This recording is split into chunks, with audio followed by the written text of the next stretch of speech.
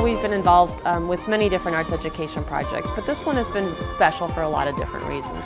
We were providing at-risk children with an opportunity to be involved in a civic art process. Ion Design has become a conduit to teach young people about the public art process and the essential role of art in the community. The core of this project is opening the children's eyes to design features and design choices in their life. We involved two separate disciplines, education and public art. Ion Design is delivered in 3 phases over 3 years. Phase 1 involves targeting a neighborhood and a particular elementary school, bringing together a group of community leaders and teachers, and identifying an artist. Phase 2 is the Artist in Residence portion of the program, where an artist, along with community partners, together provide instruction for the students in the public art process.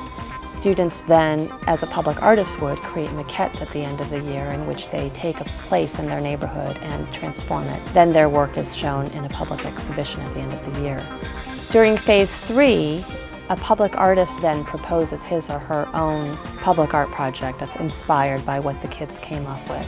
One of the most difficult challenges about this program was taking sophisticated ideas about public art and art as a whole and bringing them down onto a level where 3rd grade students could actually understand what they were doing. When I was brought in to teach public art to a 3rd grade class, I was not apprehensive, but I wasn't quite sure how it was going to apply.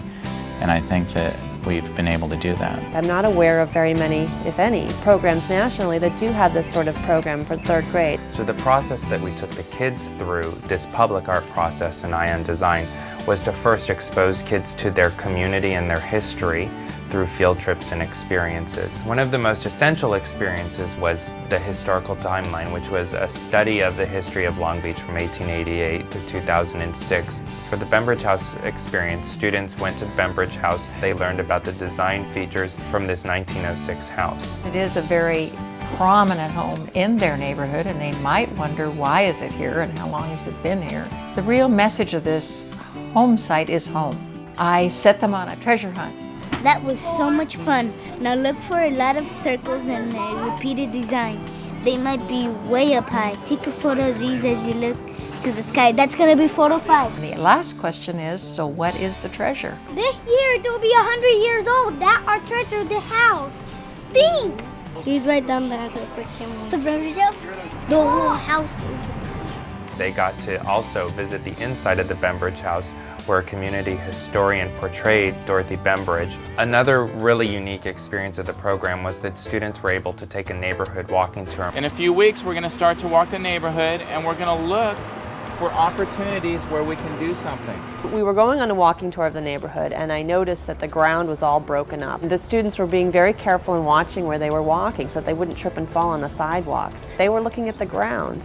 But after that field trip, on the second field trip, all of them tripping, almost falling, because they weren't paying attention to the broken up sidewalk anymore. They were looking up at the buildings, looking at those things that before they'd never paid attention to.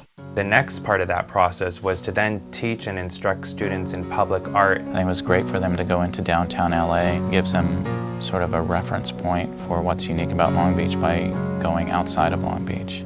Students were also able to visit site-specific art installations in their own community and neighborhood. There was this burst of enjoyment as their imaginations took hold of the idea of changing their environment. They are starting to develop a sense of pride in their community. They're also starting to recognize things that need improving. So public art is art that's for who? For everybody. For everybody, that's right. The word blight or graffiti, I think those terms have a new meaning to them, but also have a real meaning to them. They throw around words like aesthetic and functional now. I think the creative process is still within them. If you're someone who lives in a neighborhood that's stricken with poverty, you often feel the weight and you feel like maybe I don't have a voice or I can't make a difference. Well, we change that thought process. And then from that point, students go back out into their neighborhood and identify blighted sites in which they can then propose a public art installation for, come back to the classroom, build their model, and then the models are presented to a panel of community judges and partners. We thought the whole park, we should make it about the earth. It could be soft and comfortable for them to sit down, and it could also look like a meteor. I was so impressed with how committed these kids were in making a difference in a little part of their community that they may have never noticed. The craftsmanship of their models. You don't have to be, a lawyer or a doctor or a teacher. There's so many other things that you can do. Programs like this, projects like this, the kids invest themselves. I think it's the best way that we can educate them. The final part of the process is that all the students' work from the entire year will be displayed in an exhibition in the students' own neighborhood for all of the community at large to come and see. If the goal is to truly create stakeholders in the community at an early age, a huge part of that is for them to actually see something tangible from their efforts. If and when a public art piece is produced, they know when they walk past that, they can definitely say, I had something to do with that. It's a really big undertaking, a really big project to bring together this many different elements and these many different people. They are going to look at their neighborhood and work towards improving it. There's history, there's things to be proud of in their neighborhood, there's things to hold on to, there's things that they can participate in an active way in preserving. This project will help create the kind of world we really want.